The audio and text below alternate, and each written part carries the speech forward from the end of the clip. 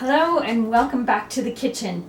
I'm Reba and today I'm going to get my German on.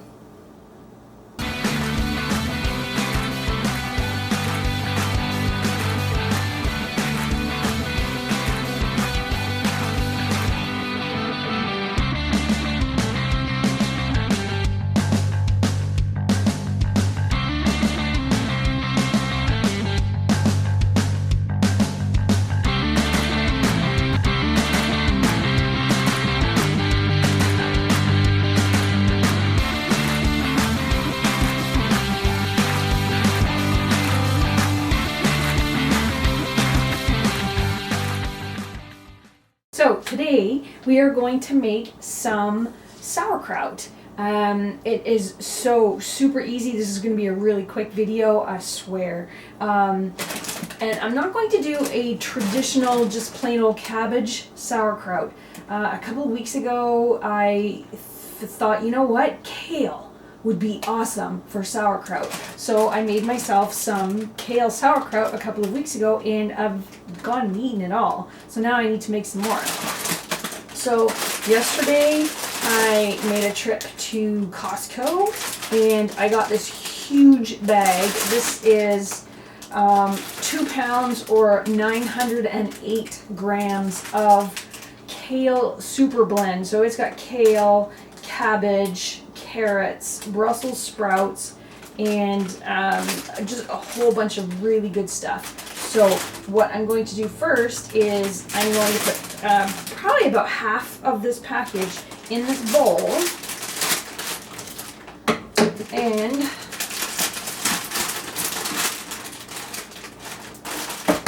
then I'm going to start kneading.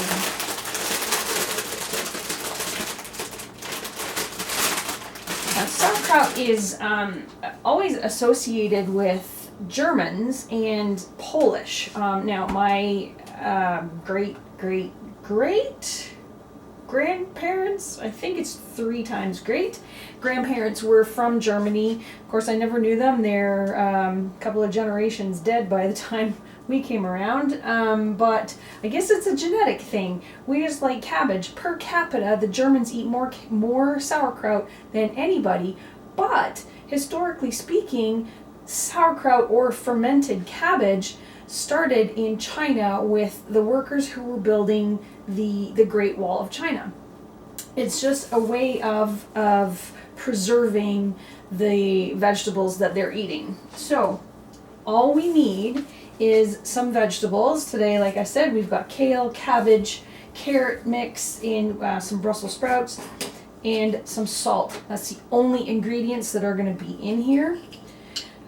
Sauerkraut, if you buy it from the grocery store, it tends to have a whole bunch of other stuff like vinegar and preservatives, and like, why do you need preservatives? Plus it's been pasteurized, so it's defeating the purpose of why we made sauerkraut in the first place, which is for the probiotics for our gut.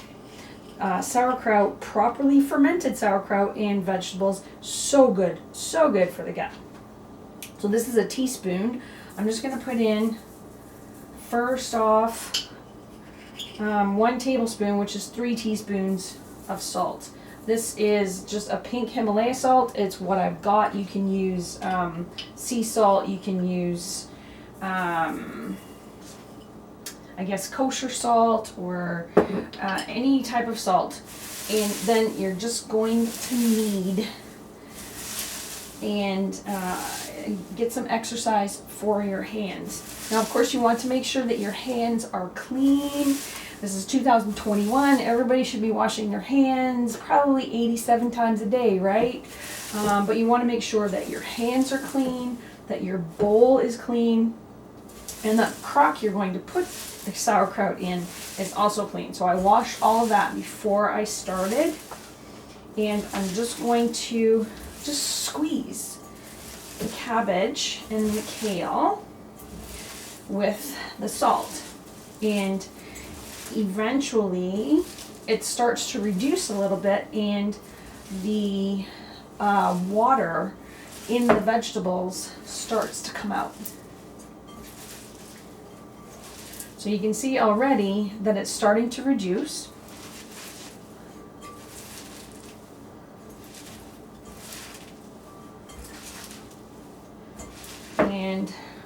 your hands get a really good workout with this.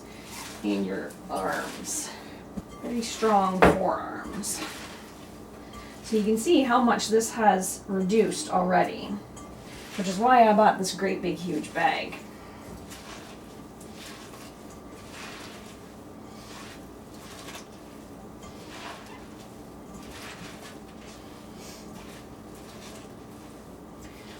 And you can see, if I squeeze it, that the water is coming out of the kale. I'm not sure if you can see that on the camera, but I'll bring the camera over. I just need to get this off my hands before I touch my camera.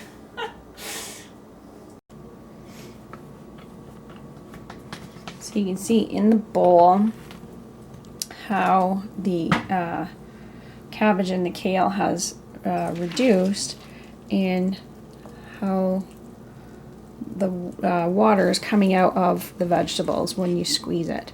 So that's the point you want it to be at, so that you have its own juices to ferment in when you put it in the crock. With this first bit, I'm just going to scoop it into my fermenting jar. This I got just a couple or 3 years ago off of Amazon. It was $60 or $70. It's not too bad. You can probably find just a big jar at, you know, a Value Village or Salvation Army thrift shop, or maybe you can actually find sometimes German ceramic fermenting crocks, a proper one, at antique shops sometime.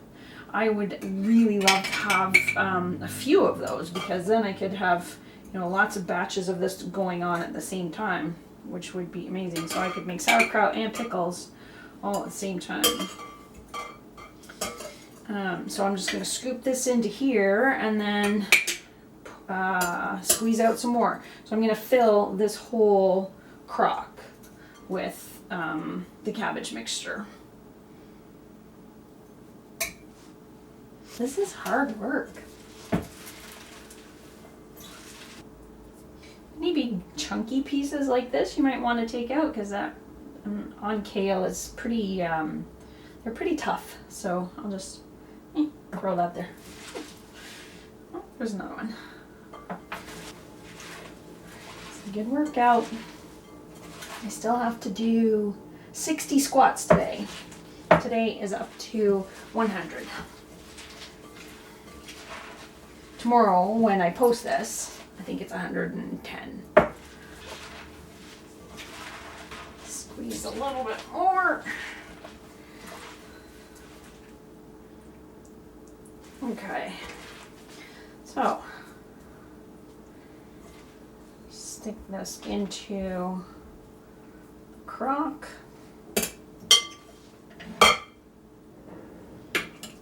Try not to get too much of it all over the kitchen. So that took up the whole 2 pounds, 908 grams. And I'm just going to stuff it right down into the crock, a whole lot of it.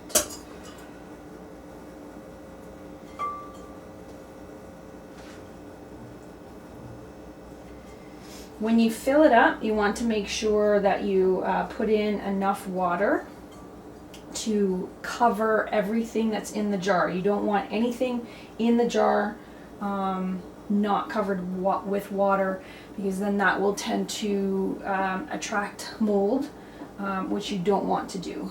You want it fermented, you don't want it to go moldy. We're growing probiotics here, not penicillin. It's actually not quite enough, but it'll do, I think. So then we just tamp this down into the crock so that it's all stuffed in there. And keeps trying to get away. Clean towel. And then I want to put in some fresh water. You want to use non-chlorinated water. So if all you have access to is tap water, then you can put it into a container, like an open container, like a bowl that I just was using, or a juice pitcher, or a pot, and leave it for probably overnight for quite a few hours, because then the chlorine will off gas. It'll dechlorinate the water. You don't want to put chlorinated water in with your ferments. So this was filtered through my Berkey filter, which takes out chlorine and fluoride and all kinds of other stuff. So I'm just going to pour this in until all of the vegetables are covered.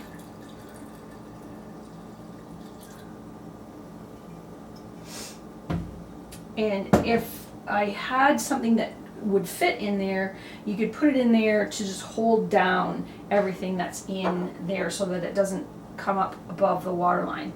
This weight did come with the crock, so I can just put that in there, and it will keep it'll keep most of it down.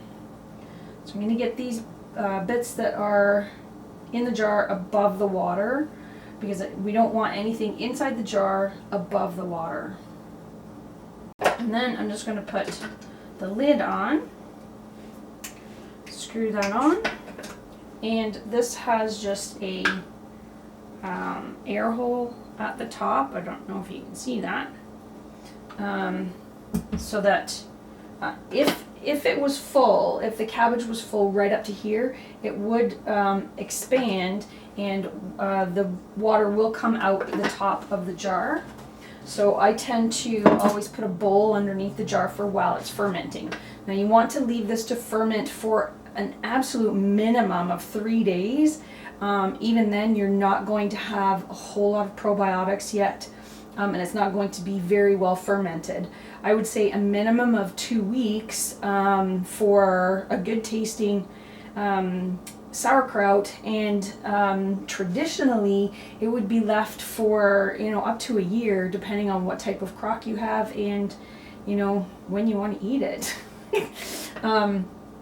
They would traditionally, sauerkraut would be used just to preserve vegetables over the winter. So in the fall, when the harvest comes in, they would take cabbages and other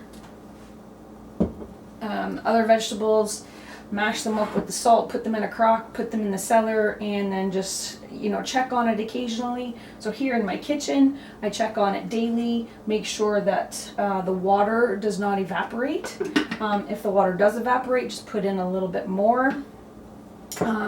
You can also put in a little bit of kombucha. This is a kombucha that I make at home. I have ferments all over the place.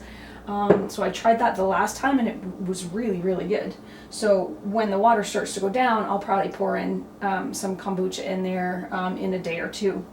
So this I will leave for a couple of weeks at minimum, and then I will just put them in a couple of jars so that I've got some sauerkraut. I've got 1 jar in the fridge from the last one that I made.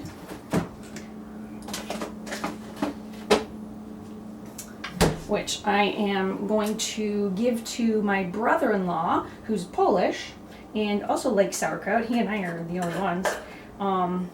So I was going to give this to him as a gift. He's going in to have surgery next week or early the week after that, and so I thought it would be nice for him to help him in his recovery and keep the gut bacteria on the healthier side.